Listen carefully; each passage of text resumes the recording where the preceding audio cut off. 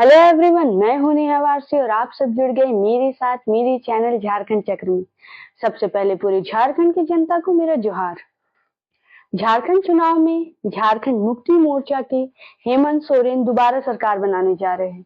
चुनावी नतीजे आने के बाद इंडिया गठबंधन ने 81 विधानसभा सीटों में से 56 सीटें हासिल की। इंडिया गठबंधन ने बहुमत से 15 सीटें ज्यादा जीती। अकेले जेएमएम के खाते में 34 सीटें गई है और बात करें बीजेपी गठबंधन की तो उन्हें मात्र 24 सीट ही मिली है, यानी बहुमत से 17 सीट पीछे रह गई है।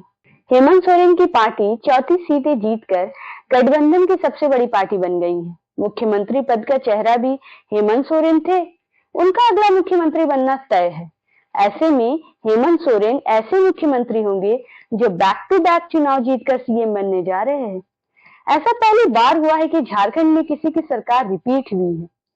हेमंत सोरेन ने परिणाम आने के बाद ट्वीट किया है कि झारखंड जीत गया। आइए जानते हैं कि जीत के कारण में क्या क्या फैक्टर्स प्रभावी रहा है। सबसे पहले बात करते हैं मैया सम्मान योजना के बारे में। मैया सम्मान योजना एक मास्टर स्ट्रोक की तरह काम किया है। हेमंत सोरेन की सरकार ने 18 से 50 साल की महिलाओं को जो सम्मान देने का काम किया है वो काफी प्रभावी साबित हुआ है। उन्होंने झारखंड विधानसभा चुनाव की घोषणा से पहले 14 अक्टूबर को मैया सम्मान योजना की राशि बढ़ाकर 1000 से 2500 रुपये करने का वादा किया। ऐसे में यह गांव गेम चेंजर के रूप में काम किया है। बीजेपी ने भी मैया सम्मान योजना के काट में गोगो दीदी योजना लाने का वादा किया था, जो कि उन्होंने वादा किया था कि 11 तारीख को 2100 रुपये दिए जाएंगे, लेकिन मैया सम्मान योजना ने खेला कर ही दिया। यह एक मास्टर स्ट्रोक प्रूव हो गया। हेमंत सोरेन ने इस बार महिलाओं को टारगेट किया क्योंकि बहुत सारे विधानसभा सीट में ऐसे है जहां महिला वोटर्स पुरुष वोटर्स की तुलना में ज्यादा है और ये मास्टर स्ट्रोक काम कर गया। मैया ने हेमंत सोरेन की नैया पार लगा दी।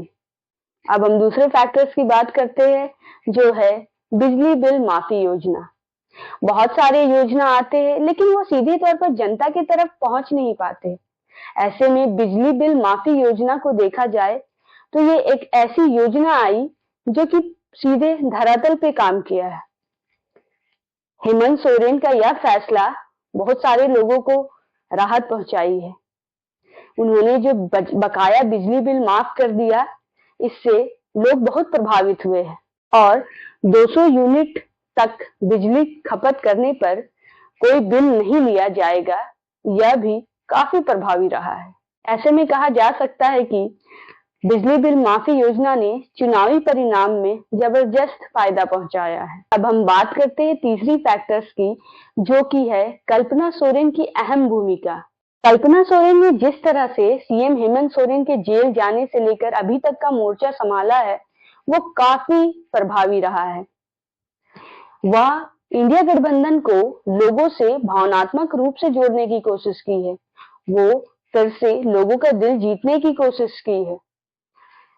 कल्पना सोरेन ने 100 से भी अधिक सभाएं की है। उन्होंने महिलाओं को सम्मान दिलाने का काम किया है। वह विपक्ष पर निशाना भी साधती थी। इस चुनाव में कहा जाए तो नारी शक्ति उभर कर आई है। यूं कहिए कि एक नारी सब पर भारी पड़ गई। अब हम बात करते हैं चौथे फैक्टर्स के बारे में, जो कि राहुल गांधी ने दिया था। जी हाँ, राहुल गांधी की 5 गारंटी देने का वादा भी काफी प्रभावी रहा है। उन्होंने 5 गारंटी वादा में क्या क्या वादा किया था, आइए पहले उसे जानते हैं। पहला वादा था कि महिलाओं को 2500 रुपया हर माह मिलेगा। दूसरा वादा था उनका कि हर परिवार को बीमा सुरक्षा के तहत 15 लाख रुपए दिए जाएंगे। तीसरा वादा था हर माह 7 किलो मुफ्त राशन दिया जाएगा। चौथा वादा था गैस सिलेंडर 450 रुपये कर दिए जाएंगे। और पांचवा वादा था कि हर प्रखंड में डिग्री कॉलेज और हर जिलों में प्रोफेशनल कॉलेज खोले जाएंगे।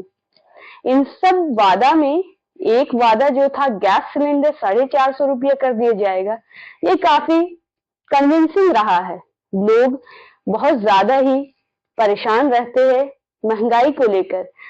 ऐसे में गैस सिलेंडर का दाम कम कर दिया जाना, ये बहुत ही कन्विंसिंग फैक्टर प्रूव हुआ है। लोग उससे प्रभावित हुए हैं।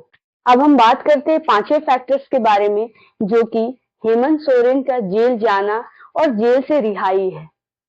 जी हाँ, हेमंत सोरेन का जेल जाना और जेल से रिहाई ये काफी हद तक आदिवासी सेंटिमेंट से जुड़ा हुआ है। इससे आदिवासी समाज बहुत ज्यादा ही प्रभावित हुआ है।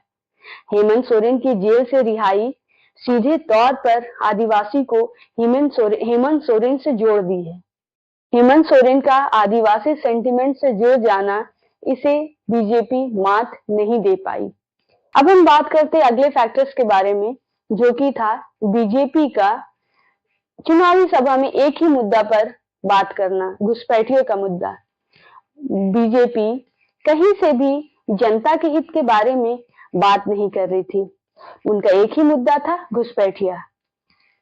हेमंता बिस्वा शर्मा, जो कि असम के सीएम हैं, और कैबिनेट मंत्री शिवराज सिंह चौहान काफी हद तक लोगों को कन्विंस करने की कोशिश कर रहे थे। वो बार बार एक ही मुद्दा उठाए जा रहे थे, लेकिन लगता है झारखंड वासी उनसे प्रभावित नहीं हुए। और ऐसे ही बहुत सारे फैक्टर्स चुनावी परिणाम में प्रभावी रहे। 28 नवंबर को हेमंत सोरेन की सरकार दोबारा शपथ लेने जा रही है। हमारी आशा यही है कि यह सरकार जनता की उम्मीदों पर खरी उतरेगी। इसी तरह के वीडियोस देखने के लिए मेरे चैनल को सब्सक्राइब और इस वीडियो को लाइक एंड शेयर जरूर करें। Thank you.